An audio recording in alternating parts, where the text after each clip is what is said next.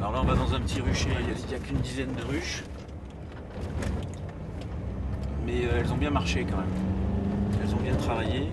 Elles ont trouvé de la fleur de châtaignier. Et après elles ont travaillé sur la bruyère. La bruyère calune. Donc on va aller voir ce que ça a donné dans les hausses. Là en fait on est à la limite entre le Gard, la Lozère et l'Ardèche.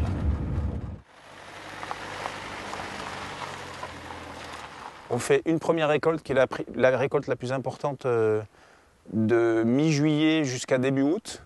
C'est une récolte pour nous qui repose essentiellement sur le châtaignier. On a quelques autres miels, mais c'est beaucoup du châtaignier.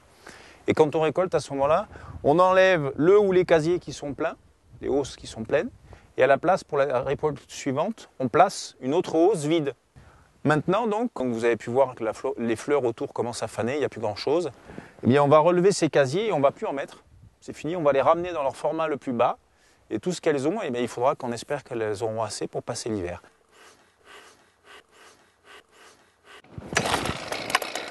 Je vais souffler les abeilles qui vont être chassées de la hausse et qui vont re-rentrer dans leur ruche.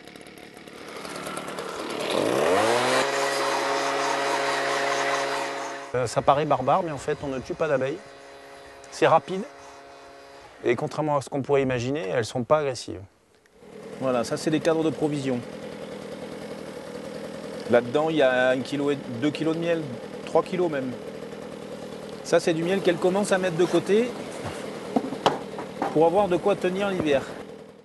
Nous, on avait l'abeille noire en Cévennes, qui était une abeille, on va dire, assez rustique, qui était assez adaptée à des hivers plutôt rudes, des étés secs, qui ne faisaient pas des récoltes pléthoriques, mais qui étaient très autonomes. Il existe d'autres abeilles qui ont été sélectionnées, qui sont plus pointues, c'est vrai qu'ils sont aussi plus intéressantes en termes de production.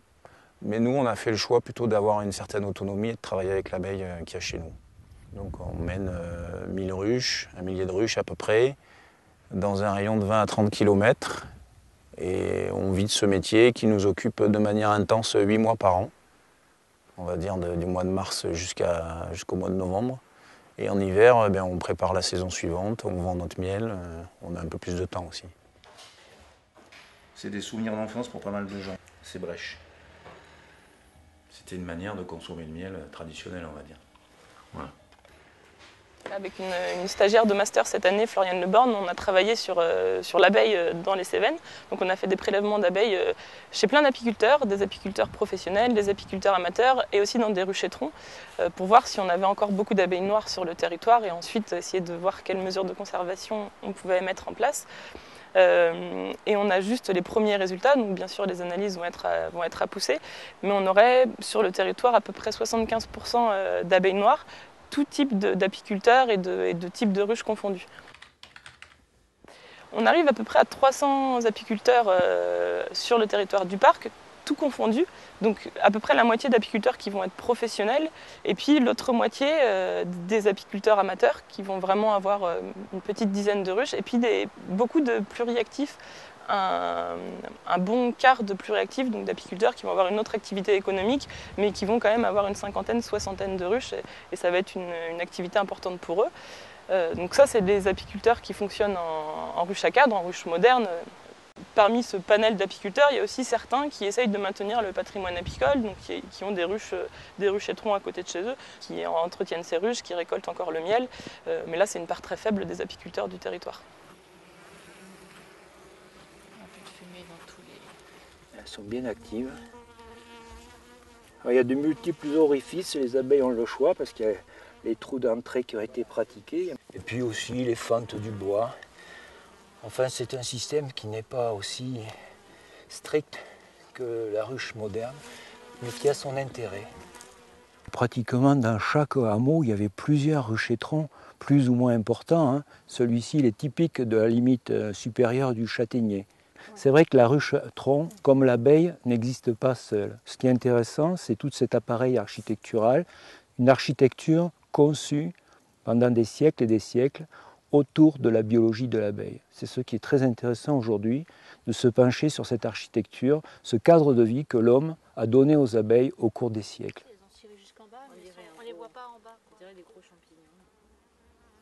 Le projet de l'association, c'est de restaurer les ruchers et de conserver surtout les savoir-faire de cette apiculture, d'essayer de les adapter aux ruches modernes à cadre et aussi bien sûr de conserver les populations d'abeilles noires quand nous avons la chance d'en trouver et de les identifier avec la collaboration de scientifiques. Ça va tout juste. Ça a vraiment une forte valeur patrimoniale, enfin, c'est quelque chose qui est très ancré sur le territoire, qui a été très important et c'est aussi sans doute par cette forte tradition apicole, par le ruchetron, qu'on est encore une terre de miel, qu'il y a encore tant d'apiculteurs sur le territoire. La rentabilité d'un ruchetron est beaucoup plus faible que la rentabilité d'un rucher A4, donc ça serait difficile d'en vivre directement. Mais il y a des apiculteurs qui essayent de développer justement le côté patrimonial de la rucheton en créant autour de ça des activités touristiques, donc pour faire connaître aux gens ce patrimoine apicole, comment on entretient une ruche, comment on récolte du miel, comment c'était fait avant. Et du coup, on peut imaginer d'autres activités qui peuvent quand même avoir un intérêt économique autour de cette rucheton.